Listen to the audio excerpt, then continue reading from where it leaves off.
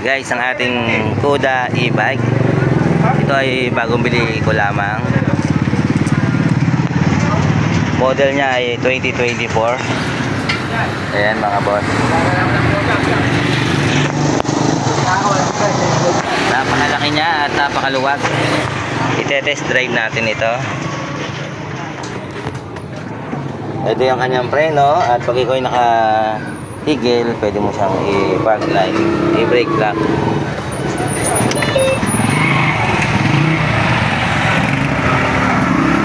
Ayan, mapapansin niya, ito yung kanyang voltage. Pause muna natin at i-test natin sa review. Guys, nandito tayo ngayon sa Kuda e-bike.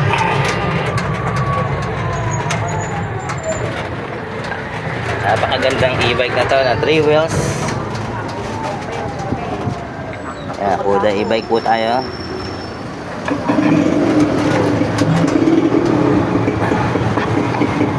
Bali, ang experience natin dito ay medyo matagtag siya sa lubak dahil naka-molye ito at naka-design ito sa mabibigat na dalahin. Kaya pag ang sakay nito ay kaunti lamang, ramdam na ramdam mo yung talbog kasi nga naka-molye siya. Ayan. Sa performance niya naman ay napansin ko na napakabilis niya.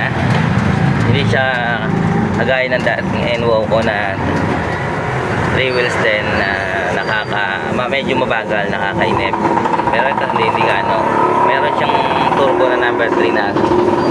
Kumbaga yung number 2 nito ay number 3 lamang. Number 3 na ng NWO ko dati. Kaya mas okay ito. Makakasabay-sabay sa mga tricycle na dumadaan. Hindi ka mag-focus ng traffic kasi pwede mong bilisan.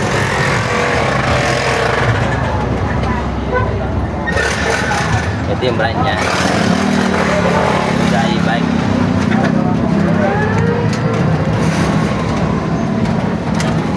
Bali nandito tayo sa malubak na lugar. Ayan. Kaya medyo ramdam mo yung lubak. Kaya ang gagawin mo, pwede mo bawasan ng konti yung hangin ng gulong para hindi masyado matalbog na sobra. Pero pagka medyo nabilisan ng konti, pag nandito ka nakapwesto sa may bandang likod, ramdam na mo yung talbog.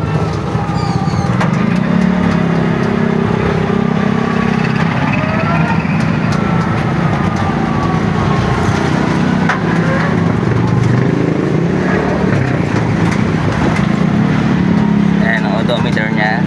Tumatakbo tayo ng 10 kph sa traffic dito.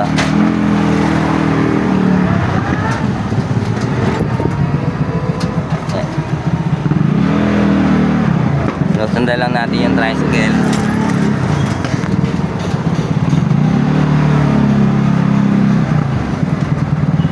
Dito sa bandang gitna ay hindi naman ganun kasalbog. Hindi naman nasa ulihan.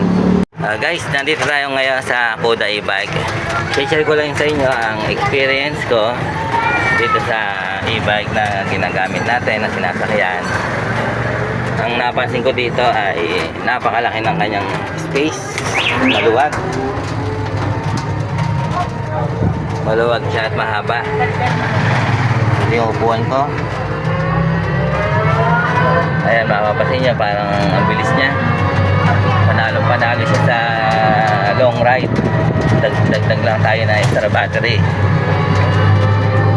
Ang experience ko dito mga boss, ang shock niya, ito kasing e-bike na to ay nakadesign sa mabibigat na kargahin. Kaya ang shock nito ay nakamolye. Kumbaga kapag dalawa lang kayo or tatlo, medyo magaan yun, ramdam na ramdam nyo yung lubak.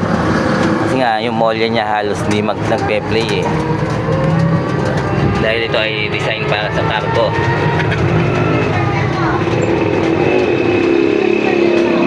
Medyo madalbog siya sa lubak, pero pag smooth naman ay walang problema. Kaya lang pag nalubak ka, tatalbog ka talaga. Pero pag dito ka naman nakaupo sa bandang gitna, medyo hindi masyado. Bandang huli lang. Dito sa may iba tayo. Iba tayo. Ayan guys, ang kanyang speed nasa 9. Pakita ko sa inyo ang kanyang bilis.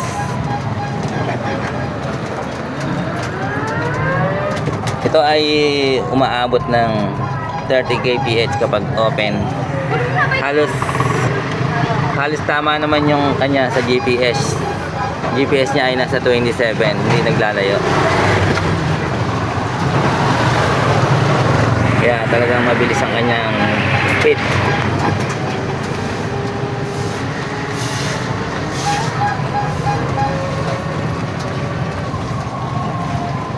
Nandito ka sa bandang gitna ay okay na okay. Hindi gaano matagtad. Kaya pag nasa driver seat ka,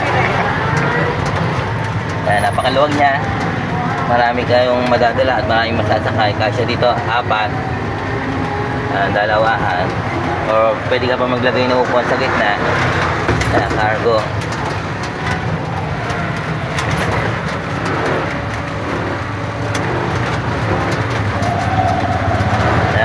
Perfect din to sa pampamilya. Maraming tao na sasakay. Kasi yung ibang 3 wheels, yung 3 lang, ito ay 5.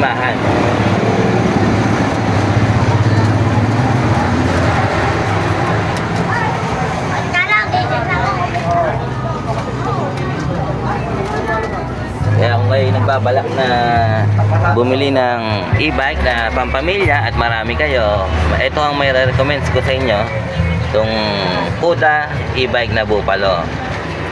Ito ang best para sa pampamilya kung higit sa 5 kayo or 4 pataas.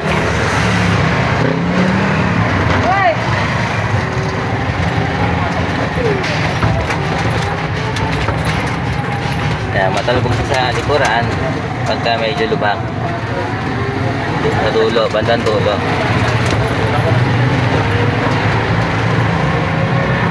Sana ay may bago na naman kayo natutunan dito sa aming YouTube channel. Please like and subscribe lamang.